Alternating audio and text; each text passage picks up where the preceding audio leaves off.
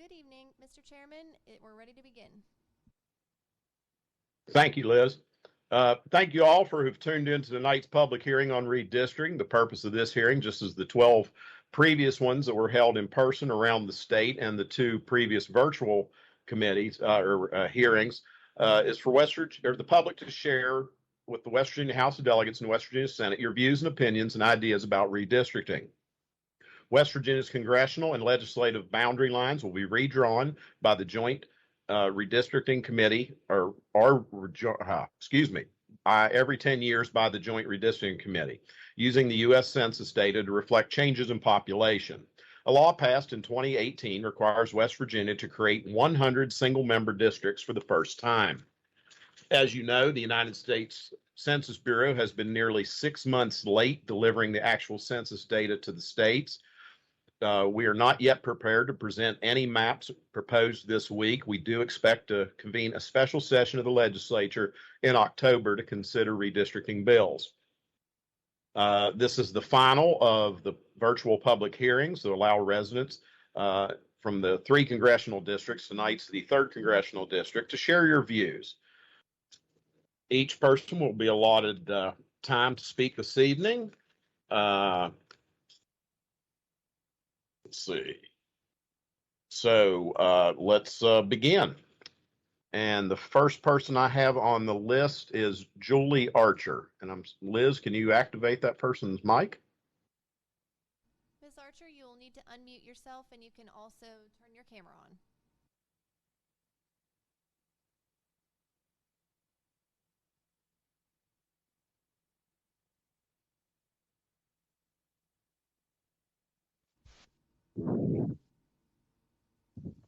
Ms. Archer, please activate your... Yep. There you go.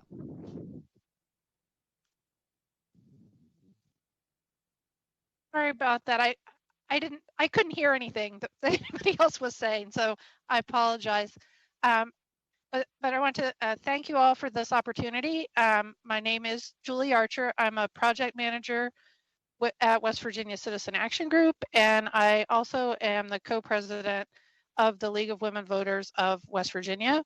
I live in Lincoln County, but my comments this evening are going to focus primarily on the process and the criteria that should be used for drawing new maps for legislative and congressional districts, rather than specific recommendations for what the districts in the area where I live should look like. And I'd like to start off by thanking you all for providing this space for West Virginians to weigh in on, as I think Senator Trump framed it on how they want their districts to be configured. These public hearings are a positive first step in what should be an open, transparent, and accountable process. And one thing that I really wanted to emphasize that I think you all have been hearing kind of over and over again as you've been traveling around the state is that people don't want their neighborhoods and their communities to be divided. And fair districting requires keeping our communities whole. And that means keeping cities, counties, and regions intact to the extent that it's practical, but it also means taking into account social, cultural, ethnic, and economic interests, and that maintaining communities of interest should be second only to compliance with the state and federal constitutions and a Federal Voting Rights Act as a consideration in this process. Fair districting is also about being able to elect representatives that are both reflective of our communities and responsive to our needs, and that I think ensuring that districts are geographically contiguous and compact, I think that's going to help with the latter.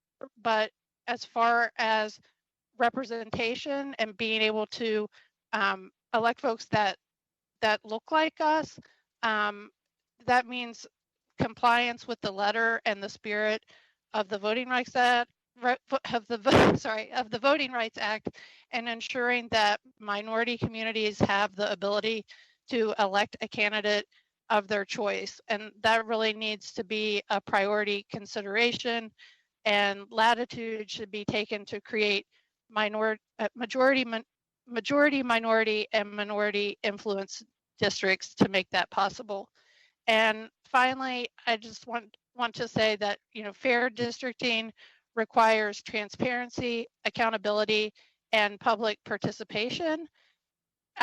But right now, you know, legislative staff are already drafting maps and taking input from legislators about their districts, and the public doesn't know, you know, what requests are being made or why. And this is really a dangerous lack of transparency that allows legislators to manipulate the maps to pick their voters and preserve their own political power. Ideally, the legislature would follow an incumbent blind process. I mean, this redistricting shouldn't take into account the address of any individual, including an office holder.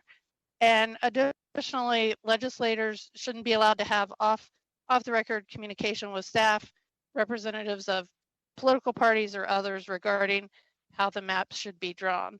So, you know, accountability requires public access to information about any non-public discussions about the process with those that are making the final decisions about drawing the lines. And the legislature should take steps to ensure that all map requests are public and that the public has a meaningful opportunity to review proposed maps and provide input before they're voted on. It sounded like after the hearing at the Culture Center earlier this month that maybe some steps were being taken to make that happen. I hope that it does, and I thank you again for the opportunity to comment. Thank you for joining us tonight. Next is Daniela Parent. Hello, and thank you for the opportunity to speak this evening. My name is Daniela Parent. I live in Huntington, West Virginia, and I'm here as a citizen, although I do in my professional life work with in coalition a number of groups that are specifically focused on voting rights. I hate following Julie in these things because she is so incredibly knowledgeable and covered everything so eloquently. So I'll keep my remarks brief. I wanted to first point out that I'm currently in one of those multi-member districts that is going to be broken up, and to echo Julie's sentiments that in this process, we encourage transparency, consistency with the Voting Rights Act, and accountability to the public, that those map requests are public and that people have an opportunity for input on those maps, and also specifically that we ensure minority communities can elect the candidates of their choice. That's really all I have to say. Thank you so much for the opportunity to speak. Thank you for taking the time to join us this evening. Next, we have Sally Roberts.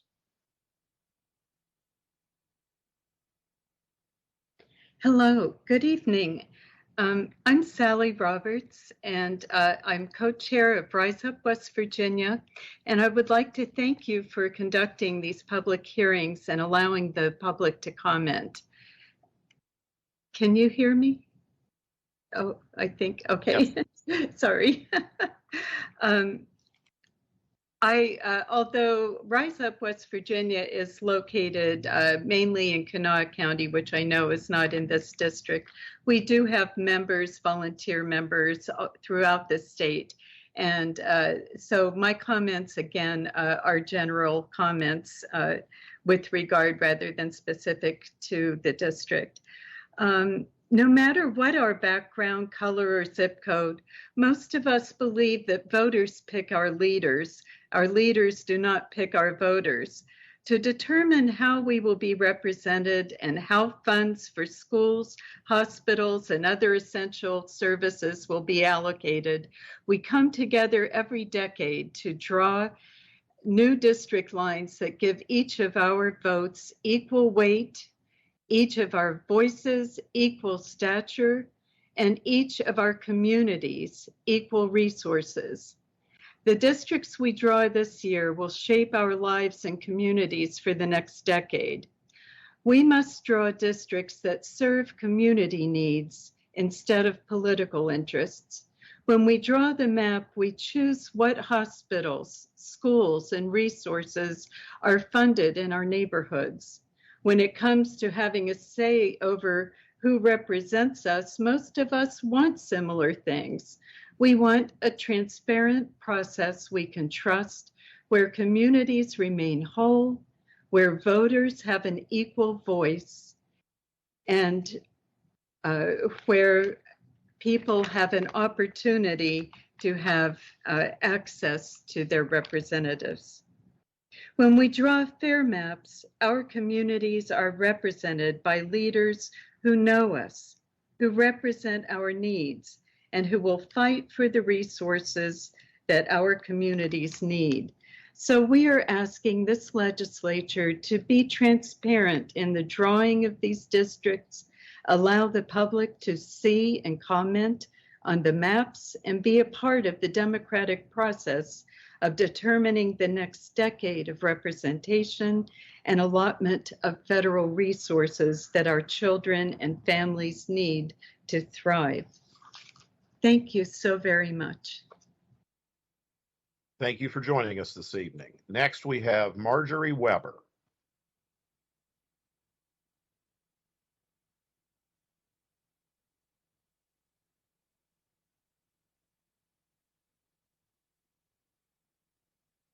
Is Margaret with us this evening?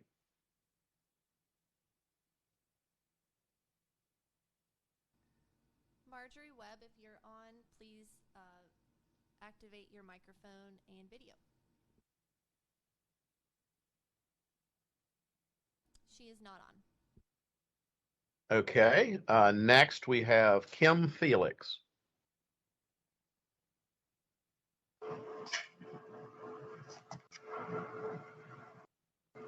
Hi. I yield back my time. Most of the comments that have been made today are representative of the sentiments that I was going to express as well. So thank you so much. Thank you for joining us this evening. Next, we have Lacey Watson.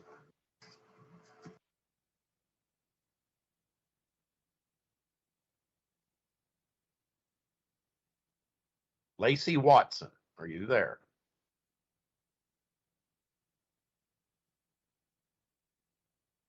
Okay, I can see somebody can't hear anything yet.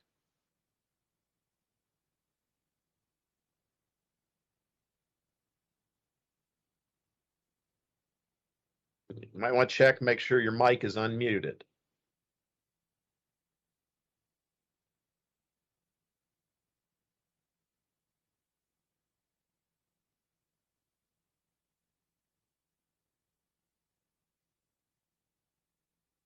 I'm not hearing anything.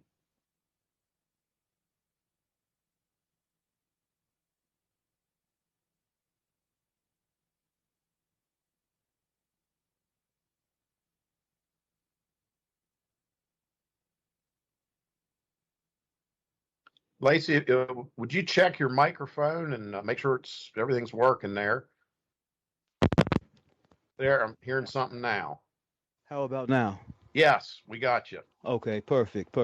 Thank you so much for this opportunity to come and speak. I am a resident of Bluefield, West Virginia, and what I wanted to speak on in reaction to what has already been mentioned is to mention the methodology used.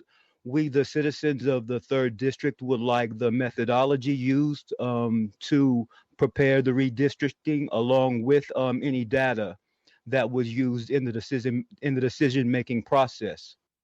In regards to those lines, again, you said that the committee is made up of individuals, I'm assuming legislators in the government. Could you give us the background of those legislators and their political affiliations, if that's possible? Thank you so much. Thank you for your time this evening. Next, we have Bill Saunage. I may have pronounced that wrong. I apologize if I did. This is Bill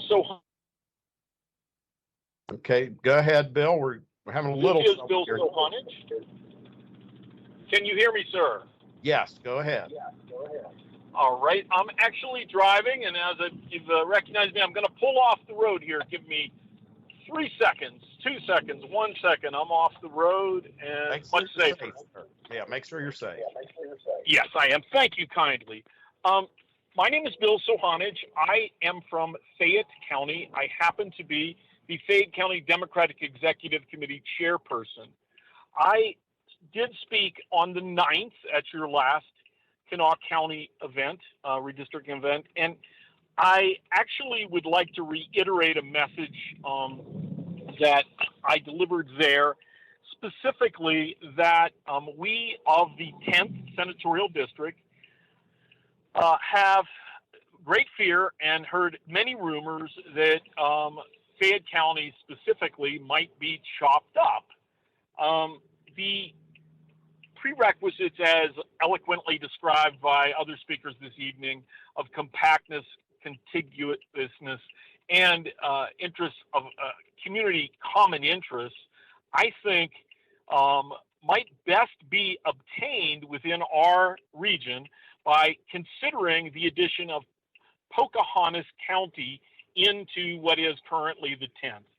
Currently the 10th, collectively on the new census data, has 99,718 people.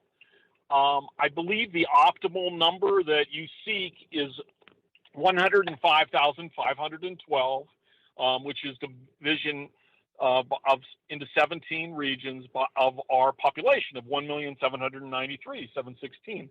So the addition of Pocahontas County to the existing 4-county region that is the 10th would add 7,869 and take us well within your margin of error for reaching that 105,000 mark.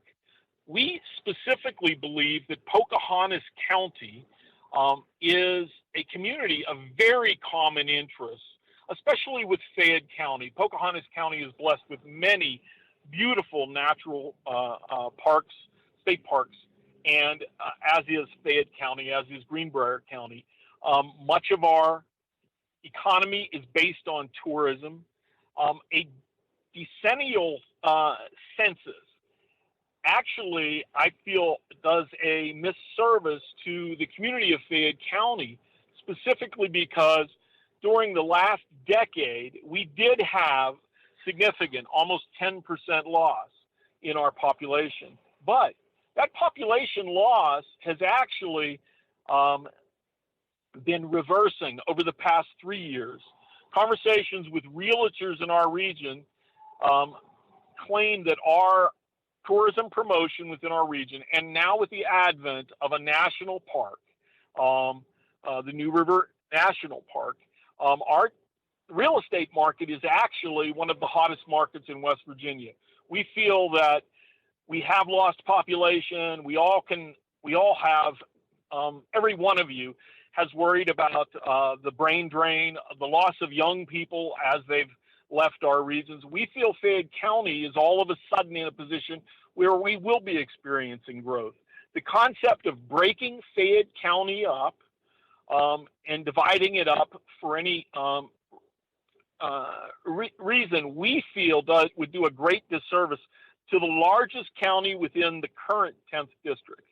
And we fear that if it is chopped up, that Fayette County may never see another senator from our district elected. And I hate to be very so pro Fayette County within this conversation, but I have had these conversations with Greenbrier, Monroe, Summers County, and Pocahontas County representatives who all feel that this concept that I present to you is very workable, very amenable, very doable. They all see the common interests.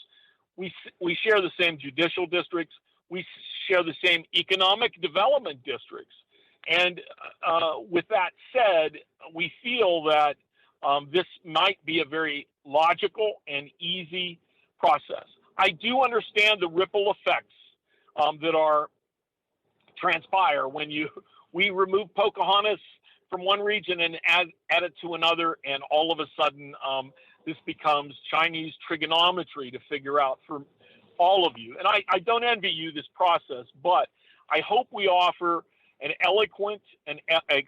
elegant solution that makes great sense, that achieves as much compactness as we could possibly achieve within this goal, and it also retains the contiguous nature and the nature of communities of common interest. And that is about the gist of my message. I appreciate very much the opportunity to speak tonight, and I applaud everyone that has worked on this process.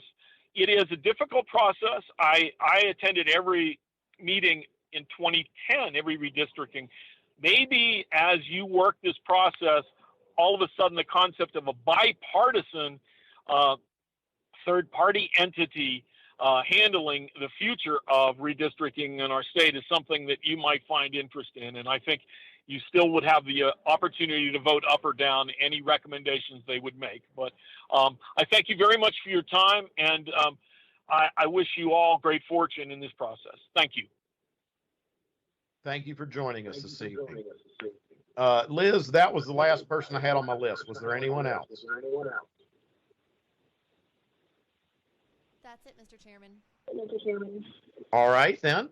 I'd like to thank everyone who joined us tonight and came to the meetings and the other virtual meetings. If you have anything you would like to submit to the redistricting committee, you can send that to joint.redistricting@wvlegislature.gov. Again, that is joint.redistricting@wvlegislature.gov. You can send maps, you can send your ideas, anything that you would like to send that you believe would help us in the process. Someone asked about the bios. All of the bios of the legislators on the committee are on the West Virginia Legislature website. You can find the committee and go to the individual. Our bios are on there. Also, any of the information that has been submitted to us by the public is all available, as will be the maps in the near future. I want to thank you all for joining us at the public hearings that were around the state and the virtual public hearings. Thank you very much. Chairman Trump, is there anything you wanted to add? Can you hear me okay now? Yes. All right, wonderful. Yes, I would just like to join Chairman Howe in thanking everyone who has participated tonight and logged in with us for the purpose of sharing comments and information.